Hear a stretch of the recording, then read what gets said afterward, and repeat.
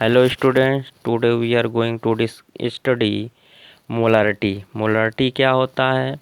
1 litre विलयन में उपस्थित विलेय के मोल की संख्या या विलेय के मोलर की संख्या विलयन की मोलरता कहलाती है। यानी 1 लीटर में, इकाई लीटर में, यूनिट लीटर में आप इसको कह सकते हैं। 1 लीटर विलयन में विलेय की जितनी मोल की संख्या उपस्थित होगी वही मोलरता होती है।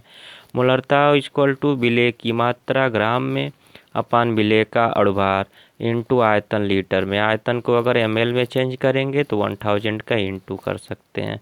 सबका सिंबल लिख देंगे। मोलरता को कैपिटल M से डिनोट करते हैं। विलेय की मात्रा स्मॉल w, विलेय का अणुभार m डैश, विलयन का आयतन लीटर में। ml में करेंगे 1000 का इंटू कर देंगे। यहाँ पर जैसा कि हम पीछे पढ़े हैं नॉर्मलता में, ग्राम पर लीटर सांद्रता में भी पढ़े हैं इसको। ग्राम पर लीटर सांद्रता इक्वल टू होता है भार बट्टा विलेय का भार बट्टा विलेय का आयतन। तो यहाँ से W/V की जगह हम लोग W/V की जगह हम यस लिख सकते हैं। यहाँ से S upon m dash equal to m। यहाँ से यस निकालेंगे, यस की वैल्यू कैलकुलेट करेंगे, कैपिटल M में m डैश का इंटू हो जाएगा। इस तरह से नॉर्मलता पे हम लोग न्यूमेरिकल सॉल्व कर सकते हैं। इसमें m डैश जो है वो विलेय का अणुभार है, कैपिटल M जो है वो विलेय मोलरता है और यस इक्वल टू ग्राम पर लीटर सांद्रता है। नॉर्मलता और मोलरता के मध्य अगर संबंध स्थापित करना होगा, जैसा कि नॉर्मलता और मोलरता हम लोग अभी मोलरता अभी देखे, नॉर्मलता लास्ट क्लास में देखे थे।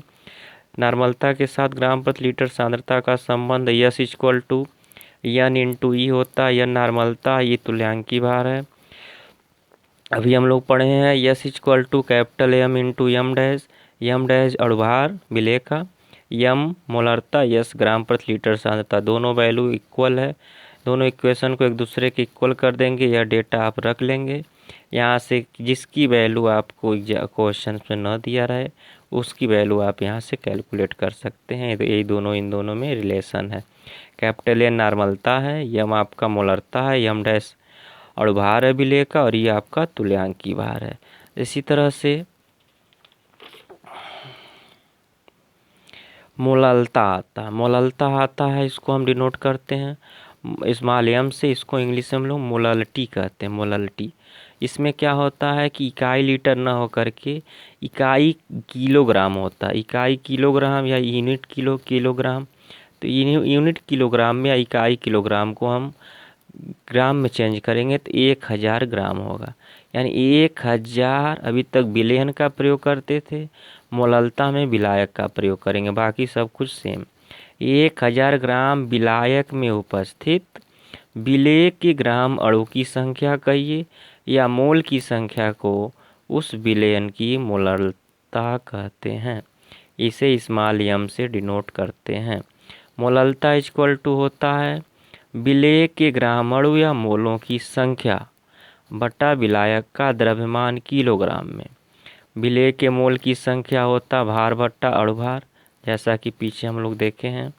मोललता में इसको पुट करेंगे तो मोललता इक्वल टू पदार्थ का भार या मात्रा ग्राम में, पदार्थ का अणुभार इंटू विलायक का द्रव्यमान किलोग्राम। सबकी वैल्यू आप यहाँ डिनोट कर दें सिंबल। मोललता स्मॉल m, विलेय पदार्थ का मात्रा स्मॉल w, पदार्थ का अणुभार स्मॉल m डैश, विलायक का द्रव्यमान कैपिटल W। इसको अब ग्राम में करेंगे तो 1000 का इंटू करेंगे। इसमें मोललता पे इस पे भी न्यूमेरिकल आता है। ये सब फार्मूला आगे भी हम यूज करेंगे। इसमें स्मॉल w विलेय का भार है, ये स्मॉल m डैश विलेय का अणुभार है, कैपिटल W विलायक का भार है, स्मॉल m मोललता है। इसी तरह हम लोग सेम फार्मलता भी कैलकुलेट कर सकते हैं। फार्मलता में क्या होता है, सेम यही चीज़ होता है, इसको फॉर्मेलिटी हम लोग कहते हैं। इस पे क्वेश्चंस रेयर केस में आते हैं।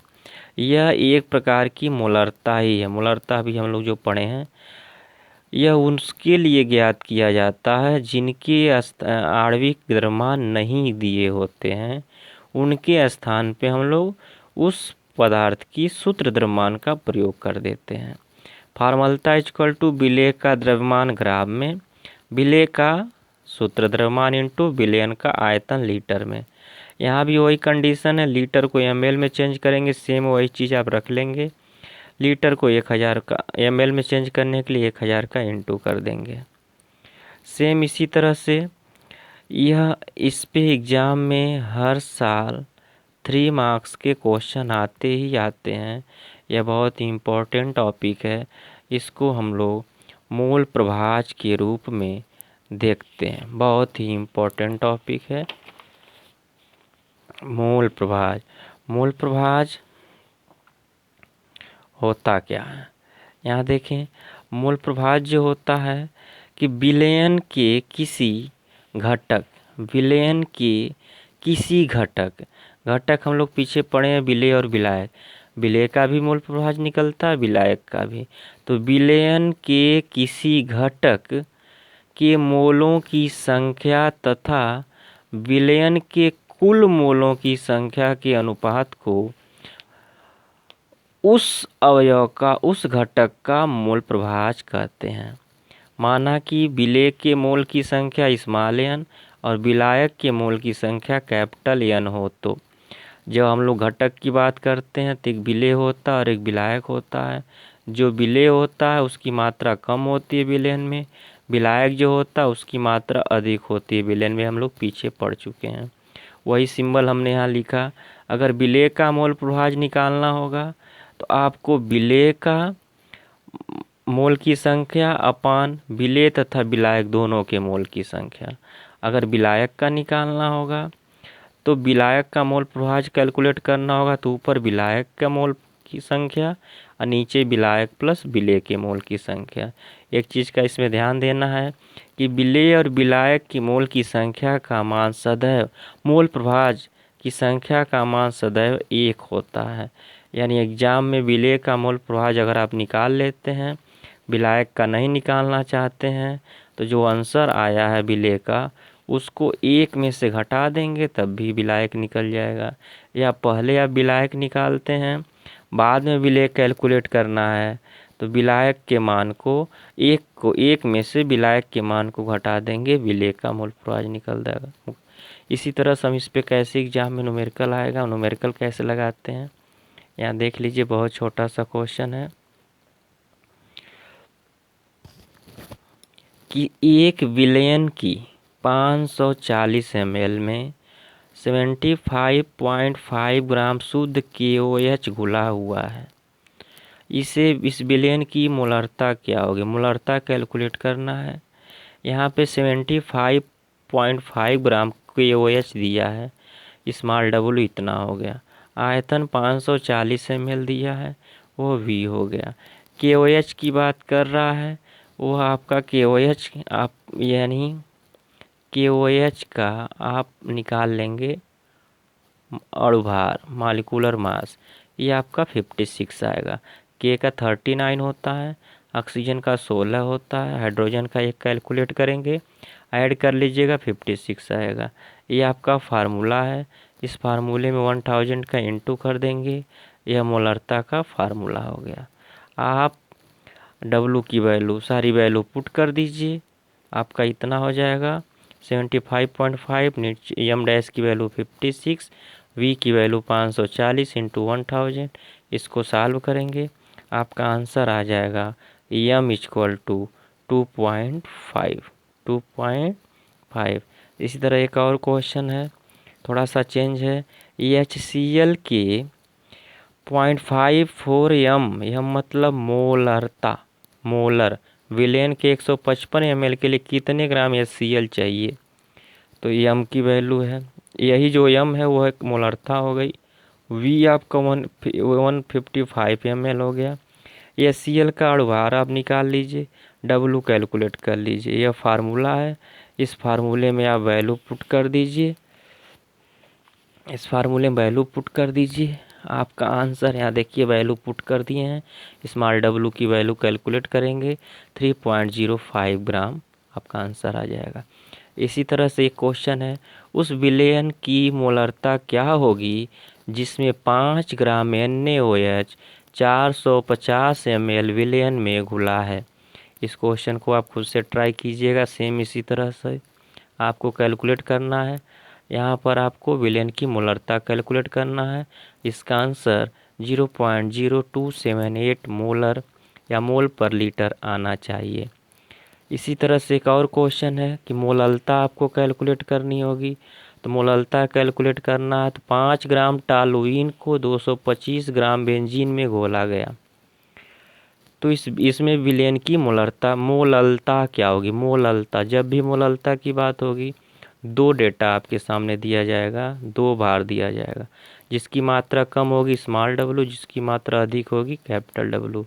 और हमेशा फार्मूले में जो जिसकी मात्रा कम होती है विलेय के अणुभार हम लोग लिखते हैं, विलेय का अणुभार। यानी यहाँ टॉलुइन का अणुभार निकालेंगे तो 92 आएगा। टॉलुइन का फार्मूला होता है C6H5CH3, यह टॉलुइन का फार्मूला। बेंजीन रिंग पे CH3, यह फार्मूला है मोललता के लिए। इसमें मोललता कैलकुलेट करना, इसमें सारी वैल्यू आप पुट कर दीजिए, सॉल्व करिए, आपका आंसर आ जाएगा। एक इसी पे बेस्ड क्वेश्चन है यहाँ पर आपके सामने। 80 ग्राम NaOH है और 45 ग्राम ग्लूकोज है, दोनों का विलयन है, दोनों का मोल प्रभाव ज्ञात करना है। आसानी से सॉल्व करिएगा खुद से। इसी तरह एक क्वेश्चन और यहाँ पर है। 46 ग्राम एथिल एल्कोहल है, 36 ग्राम जल में घोला जाता है, तो दोनों का मोल प्रभाव क्या होगा? ये इस बहुत ही इम्पोर्टेंट क्वेश्चन होता है। यहाँ पर देखिए एथिल एल्कोहल की भार हमने लिख लिया, उसका तुरंत अणुभार निकाल लीजिए। जल का भार रख लीजिए और जल का अणुभार निकाल लीजिए। तो इससे अच्छा है कि एथिल एल्कोहल के मोल की संख्या निकाल लिए, भार बट्टा अणुभार। ये भी 46 ग्राम, ये भी 46 ग्राम, तो आपका आंसर हो जाएगा 1। इसी तरह से आप H2O का भी निकाल सकते हैं। इसका भार आपका दिया 36 ग्राम, 36 ग्राम दिया इसका भार। और ये H2O का अणुभार निकालेंगे 18, मोल की संख्या निकालेंगे भार बट्टा अणुभार तो 2 आ जाएगा। यहाँ पर C2H5OH का मोल प्रभाव कैलकुलेट करना होगा। तो ऊपर C2H5 एल्कोहल का मोल की संख्या, नीचे एल्कोहल और जल यानी विलेय और विलायक दोनों का ये फार्मूला है, वैल्यू पुट कर देंगे। इसके लिए वैल्यू 1, नीचे 1 + 2, पीछे वैल्यू उठा लीजिएगा, ऐड करिएगा, सॉल्व करिएगा 0.33। यहाँ से अगर आपको निकालना है H2O का तो आप ऊपर 2 और नीचे 3 कर सकते हैं।